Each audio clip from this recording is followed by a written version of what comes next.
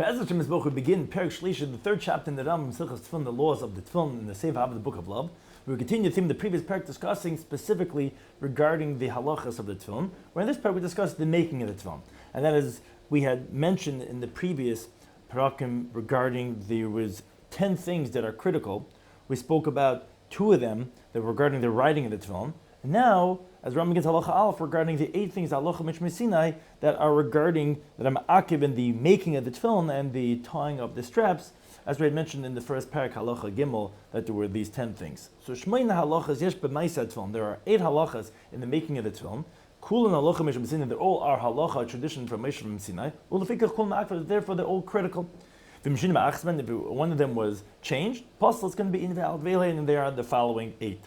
Number 1, shim rubais, they have to be square.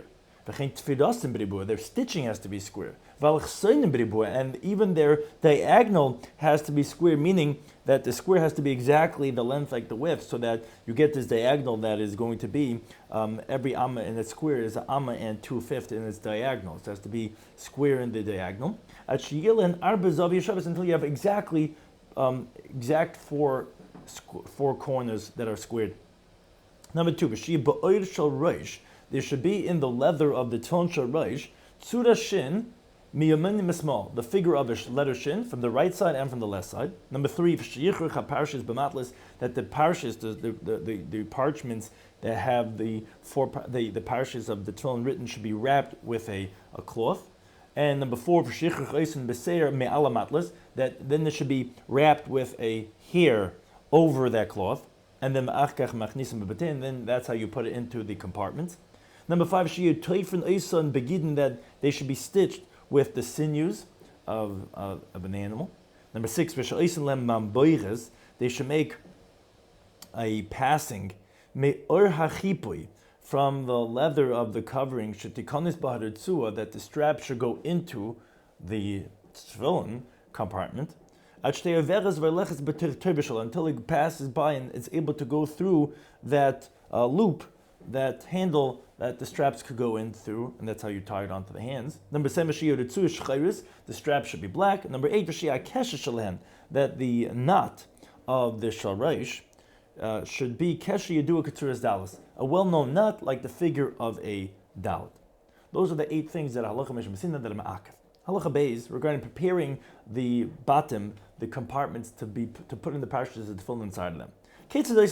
How do we make the tefillin of the head? So you take a squared piece of wood, the length like its width, like its height.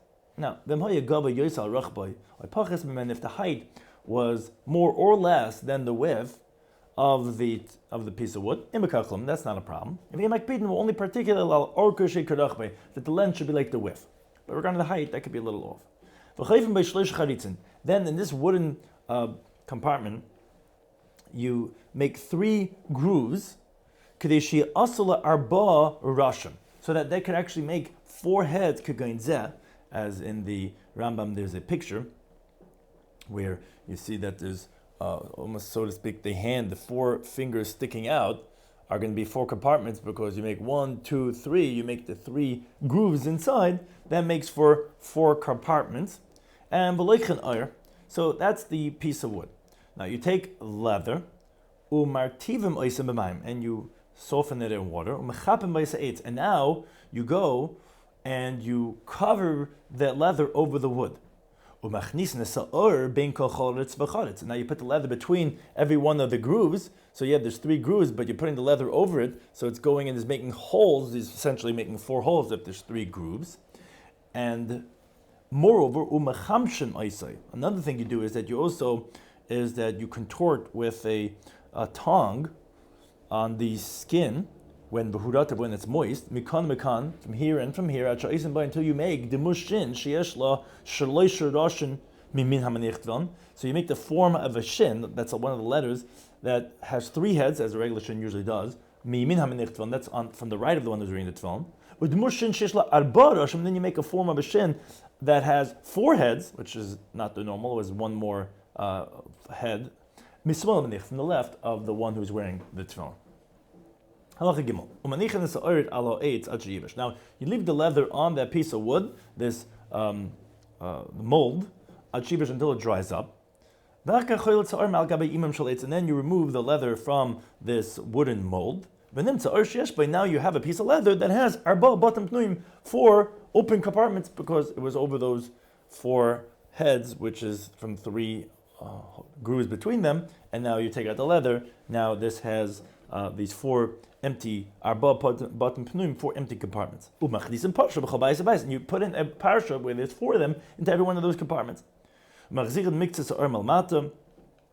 then you bring back some of the leather from beneath it. That's what closes it, in the bottom of the bottom. And then you stitch it from its four corners. Now you do leave from leather that's on the bottom, place where the strap, which is how do you get the tefillin to stay on the arm or the head, a strap, so you leave a space like a handle, like a loop. That's called the passageway, which is where the ritua passes through. That's what we're referring to on the tefillin sharash. Halacha dal. Now, how do you make the tefillin of the hand? So, again, you take a squared piece of wood, by the length like the width, now the height should be like a finger breadth, or a little more than this, or a little less than that.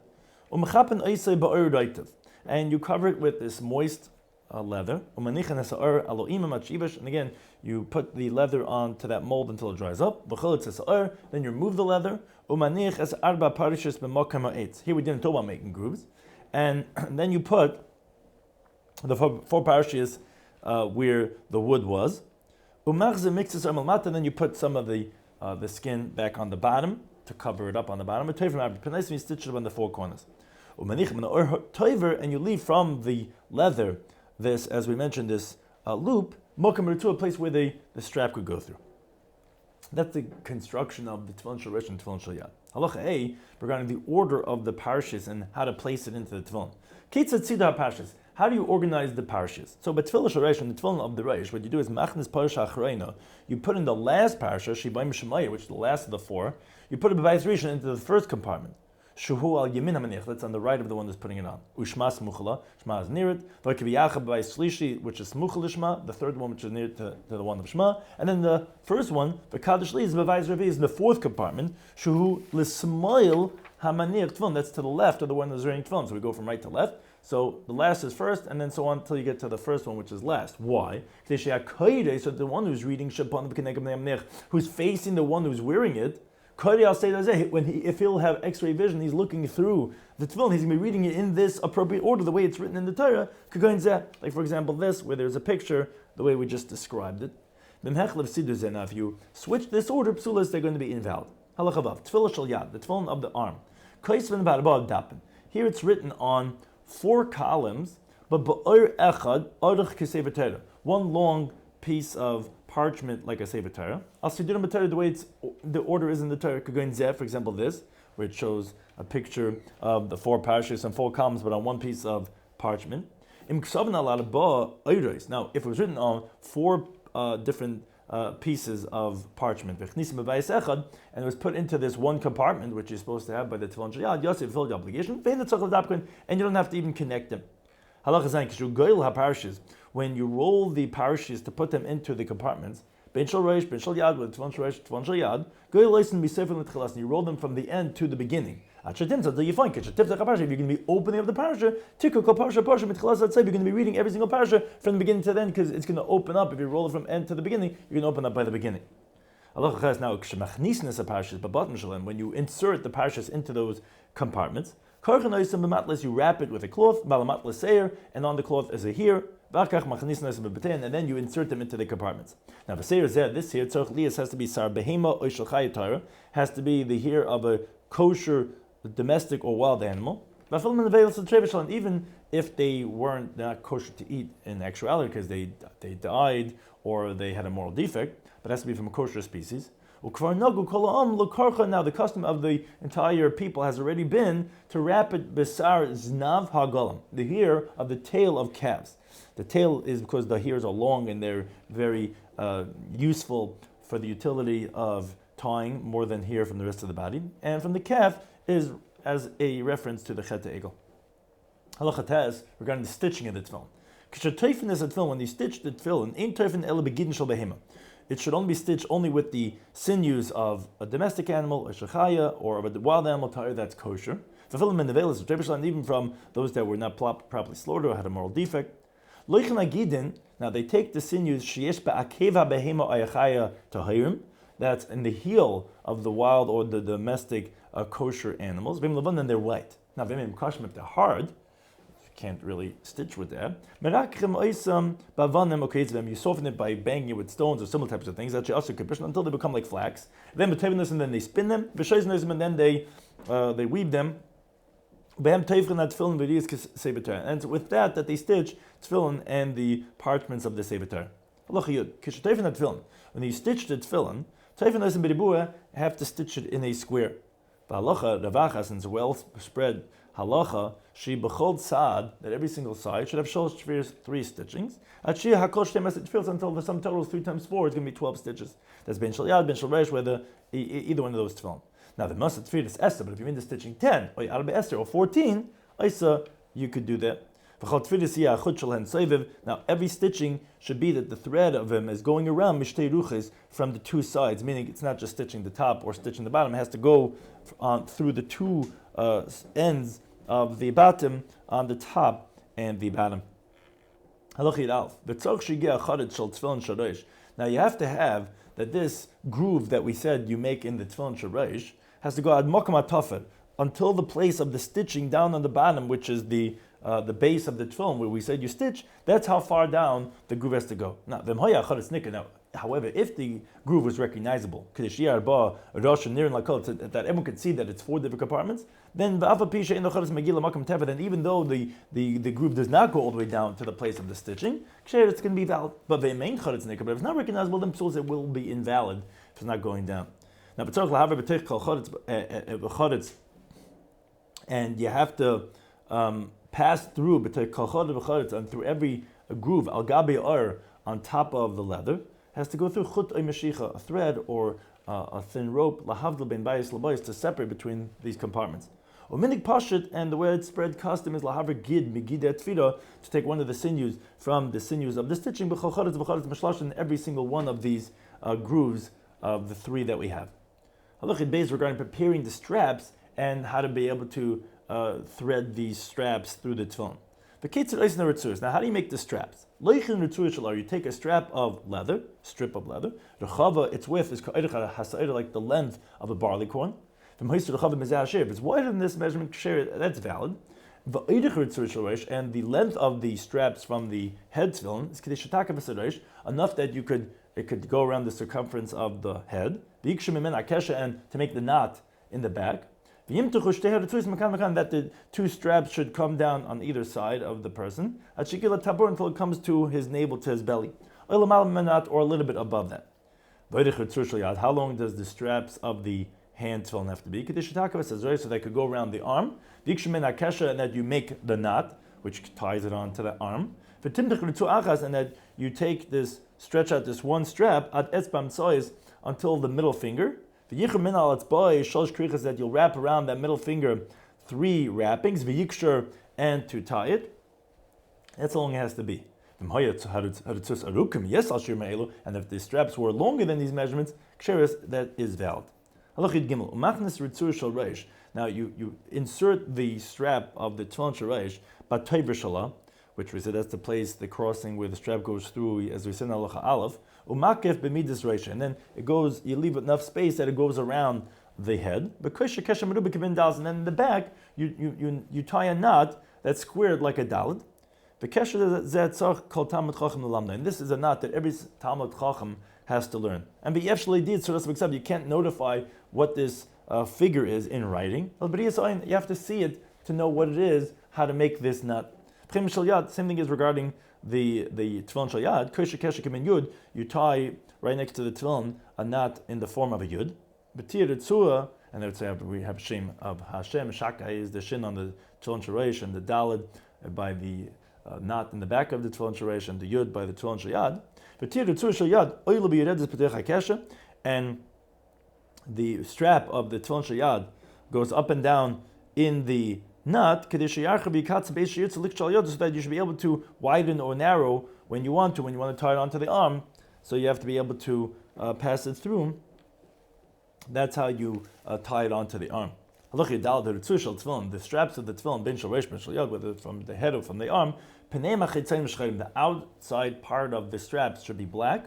That's halacha from tradition from Sinai. But the underside, the back side of the straps, since they're facing inward, if they were green or white, they're valid. But red, you shouldn't make them because the straps might turn over, or it's going to be embarrassing for the person, disgraceful, because it's going to look like that it's blood from his scabs, and that's why it's all bloody, really, when it's only red. Now, the truth is, says the Rambam, that the back part of the straps should always be similar to the color of the bottom of the compartment of the tefillin. If it's green, they should be green. If it's white, they should be white. Now it's beautiful for the tefillin that it should all be black. Haketzitza, the actual bottom, v'ritzua, kula, and all this, the whole strap, everything should be black. Halakha tezvav regarding the invalidation of the leather and of the one who makes it. The leather that's used to cover over the tefillin, that you make the straps from, is the skin from either a kosher domestic, wild animal, or a bird. Even if they're from an avela treifa. Now, the masam or tameim, if it was made from the skin of a non-kosher animal, let's say you covered over the tefillin with gold, it's invalid. Now,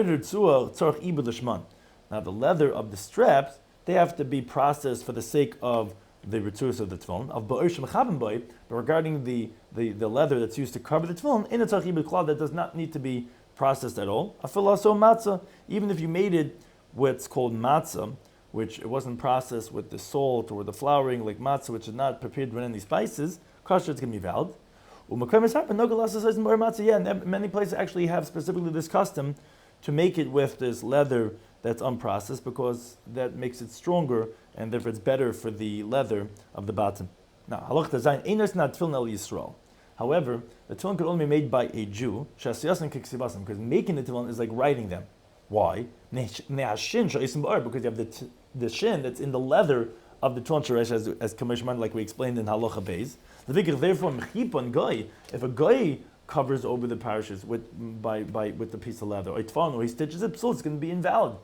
And so to anyone is invalid to write the tefillin, as we said in Perek Al V'Lochet Gimel, and they shouldn't make them because that's considered like writing the tefillin, and they're invalid to write, and therefore they cannot make the covering of the tefillin either. Halach Yitzan regarding changing the designation of the tefillin. Tefillin shel reish, you cannot switch a tefillin shel reish to make it into a tefillin shel yad. But you can take the shel yad and make it into shel reish. The reason is you cannot downgrade something from a more severe sanctity to a lesser one, and tefillin shel reish is considered a higher level than that of the shel yad, but you could upgrade from shel yad to shel reish. And the ritzur shel tefillin shel reish, so to the straps of a tefillin shel reish, you cannot make it for the straps of a tefillin shel yad. Now, when we say this, that you cannot take the tefillin shel reish and make it shel yad, this is shel lavashan, for you already wore it. Of a tefillin shel reish shel lavashan of the moilim. But if you had tefillin shel reish that were made for that, but no one ever wore it, it was just designated. And if you want to change it to be tefillin shel yad, mutter, then it would be permitted.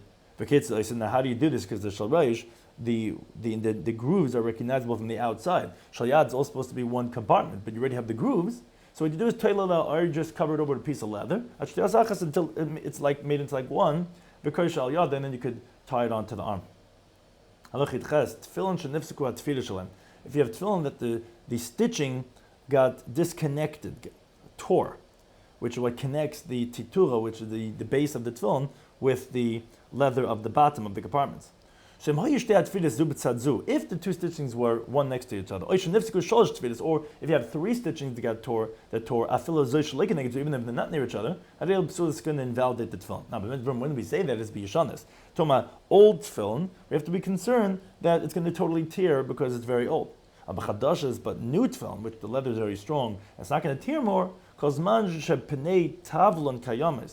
long as the leather of the bottom, which is square like a tavla, like a tablet, that's what's called tavlin, as long as it's intact, ksher, it's going to be valid. What's considered new that we're not concerned? If you grab a hold of some of the leather with a stitching tour, then you can suspend the tefillin. It's strong. It's not going to come disconnected. That's new. But if it was not fit to hang it, rather it would disconnect. Then it's old. Then it's going to be puzzle. I look at test regarding if one of the straps tore. In Kosher, so you can't tie it. You can't stitch it because it says kshartam. Kshartam, to tie it means kshiratam, which means it has to be a whole strap, not knotted or stitched. Elamitzia, begun's already take it out and you hide it away. Voice nacheres, and you make another one. Now, the remnants of the strap, soon they're invalid until its length and its width is like the measurement, as we mentioned, what the measurement minimum is, or more than that. Now, one should always be careful that the face of the strap should always be facing outwards. When he's tying it onto his arm and his head, because you're always supposed to have the outer black one facing outwards and not have it turn around.